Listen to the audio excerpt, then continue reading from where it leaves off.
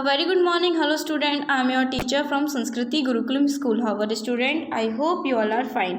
Today I am teaching you EVS. Now I am going to take up chapter 5 communicable diseases. तो हम chapter 5 communicable diseases continue पढ़ रहे हैं। तो आज पहले हमने पढ़ा था पार्ट 1, आज हम इसका पार्ट 2 पढ़ेंगे। ओके, हाफ पार्ट पहले पढ़ चुके हैं पार्ट 1 में, अब पार्ट 2 में हाफ पार्ट कंप्लीट करेंगे आज।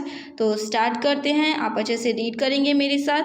ओके, तो आज हम पढ़ेंगे prevention of communicable disease. Communicable disease से कैसे बचा जाए, उसके कैसे प्रिवेंशन है। ओके, तो स्टार्ट करते हैं। There are following ways of preventing communicable diseases. Communicable disease से बचने के लिए वेरियस फॉलोइंग वेज हैं, अलग अलग वेज हैं, अलग अलग तरीके से बचाया जा सकता है। ओके, तो फर्स्ट है पर्सनल हाइजीन। पर्सनल हाइजीन मतलब खुद को साफ रखना। Okay, a clean person is a healthy person. जो क्लीन पर्सन क्लीन रहते हैं वो हेल्थी पर्सन होते हैं।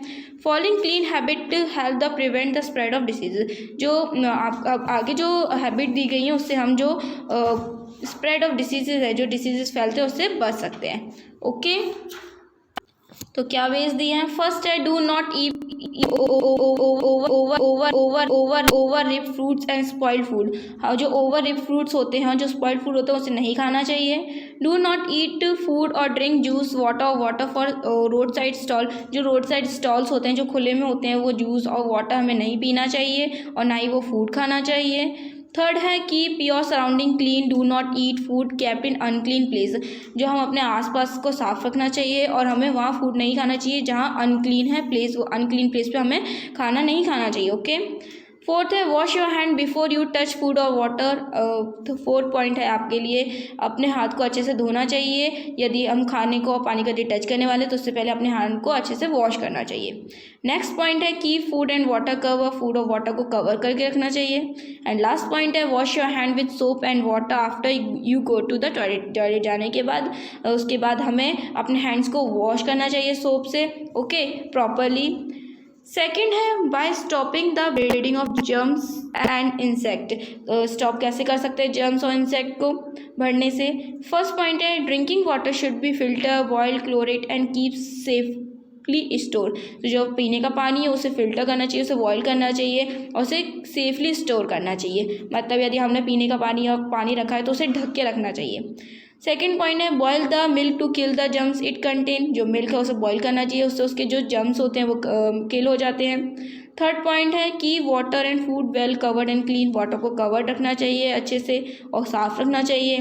नेक्स्ट पॉइंट है most of the germs die when explored directly to fresh air and sunlight, so ventilate the house well to let fresh air and sunlight come in. क्या होता है कि यदि हम जो जम्स हैं वो डाई हो जाती है, यदि उसे डायरेक्टली सनलाइट फ्रेश एयर मिलती है और सनलाइट होती है, तो जो हमें अपने जो रूम है उसमें वेंटिलेटर बनाना चाहिए जिससे सनलाइट आए और फ्रेश एयर्स आए। Expose cloth and bedding to fresh airs and sunlight from time to time. और जो हमारे कपड़े और जो हैं उसे फ्रेश एयर और सनलाइट में जिसमें से उसमें से जम्स निकल जाए। ओके, नेक्स्ट पॉइंट है use covered dustbin to prevent the breeding of flies. जो हमारा जो डस्टबिन होना चाहिए वो कवर्ड होना चाहिए, बंद होना चाहिए। Okay, windows should have wire mesh to keep them away.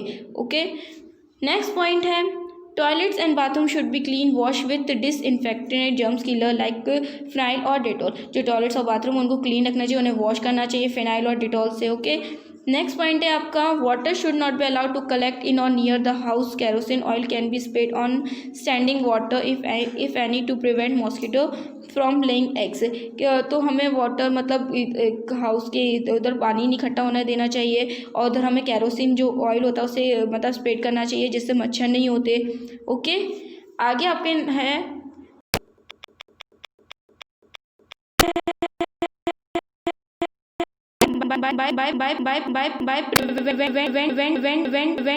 preventing the spread of germs from the sick person से जो जर्म्स होते हैं उससे कैसे बचा जाए, उससे जो जर्म्स फैलते हैं उससे कैसे बचा जाए। ओके, फर्स्ट पॉइंट है patient suffering from a communicable diseases should be kept in a separate. जो पेशेंट जिसको कम्युनिकेबल डिसीजेज है जैसे, तो उसे एक सेपरेट रूम में रखना चाहिए। जैसे कोरोना वायरस एक कम्युनिकेबल डिसीज है, जिसको हो जाता है वो एक सेपरेट रूम में रहता है, अलग रहता है, किसी के भी टच में नहीं आता है। वैसे ही और कम्युनिकेबल डिसीज भी जो होते हैं उस पेशेंट को एक सेपरेट रूम में रखना चाहिए। ओके, सेकेंड पॉइंट है his cloth and utensils should be kept separate, this should be disinfected. उस जो सफरिंग पेशेंट है कम्युनिकेबल डिसीजेज उसके क्लॉथ और यूटेंसिल्स अलग होने चाहिए। थर्ड पॉइंट है children suffering from communicable diseases should not be send to school until fully recovered. जो बच्चे जिनको कम्युनिकेबल डिसीज होता है उन्हें स्कूल नहीं भेजना चाहिए, ओके, उन्हें फुली उनको रिकवर्ड होने देना चाहिए, उसके बाद स्कूल भेजना चाहिए। नेक्स्ट पॉइंट है mosquito nets and mosquito repellents like Odomos and Good Night must be use to keep away the mosquito. Mosquito को भगाने के लिए मॉस्किटो नेट्स और जो ओडोमोस और जो गुड नाइट है उन्हें यूज़ करना चाहिए जिससे मच्छर भाग सकते हैं। ओके, आगे बढ़ते हैं। फोर्थ है vaccine. You are expose to germs all the time, they often enter your body but most of time they do not cause diseases। क्या होता है कि हमारे आसपास हमेशा जर्म्स रहते हैं, मोस्टली टाइम ये हमारी बॉडी में एंटर करते हैं बट ये हमें डिसीजेज नहीं पहुंचा पाते। This is because your body has the ability to kill the germs before they increase in large number. क्योंकि हमारी बॉडी में इतनी एबिलिटी है कि जो डिसीजेज है उसके जो जर्म्स हैं उसको किल्स कर सके, उसको मार सके। Okay, this ability of body can be increase by taking vaccine. और ये एबिलिटी हमारी बॉडी में जो हमारी वैक्सीन्स होते हैं उनसे ही आता है। Okay, vaccine protect a person from certain diseases. जो वैक्सीन है वो पर्सन को प्रोटेक्ट करती है वेरियस डिसीजेज से। Okay, they kill the diseases causing microorganism and reduce the risk of infection. ये जो डिसीज है उनको किल करते हैं जैसे माइक्रोऑर्गेनिजम्स के डिसीज को, और रिड्यूस करते हैं इन्फेक्शंस को। Okay, after vaccine the body is prepare to fight away the infection. Vaccine के बाद जो हमारी बॉडी है वो प्रिपेयर हो जाती है इन्फेक्शन से फाइट करने के लिए, thus preventing the occurrence of that disease. और जो डिसीज़ है उनको बढ़ने से भी प्रिवेंट करती है। ओके, आगे बढ़ते हैं।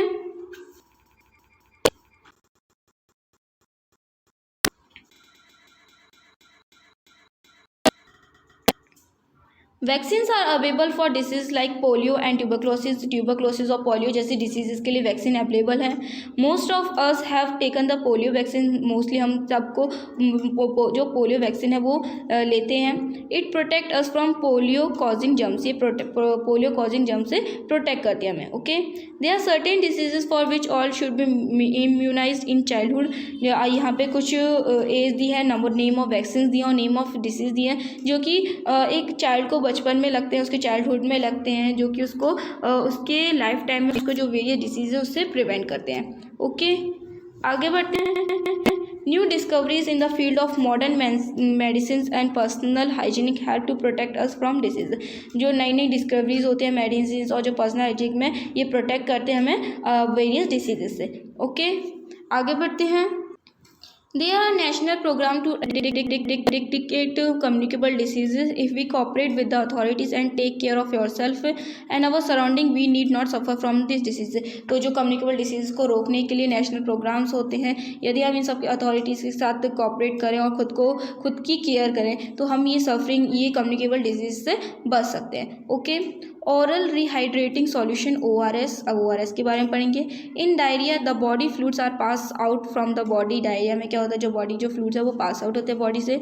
This excessive loss of water and minerals is called digestion.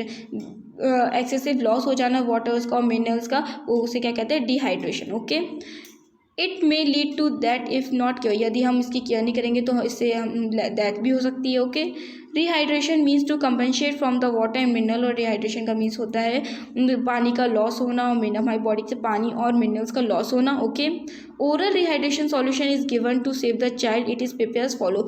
जो ORS का जो आप कहते हैं ORS का जो सॉल्यूशन है वो लेने से जो चाइल्ड है, छोटे बच्चों को ORS का दिया जाता है और ले सकते हैं रिहाइड्रेशन से बचने के लिए। ओके, ये कैसे बनता है ORS का, ये हम पढ़ते हैं। इट इज़ प्रिपेयर्स फॉलो, कैसे बनता है ORS। 1 litre of filtered water is boiled and cooled. जो 1 लीटर फिल्टर्ड वाटर को बॉयल करना चाहिए और उसे ठंडा करना चाहिए। 1 लेवल टीस्पून कॉमन सॉल्ट, हमें 1 टीस्पून सॉल्ट लेना चाहिए, नमक लेना चाहिए।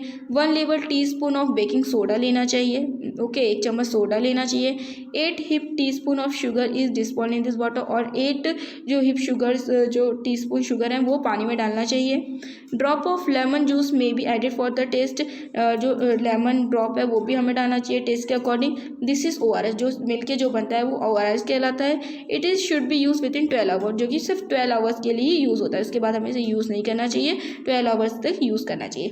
ओके, तो हमने पढ़ा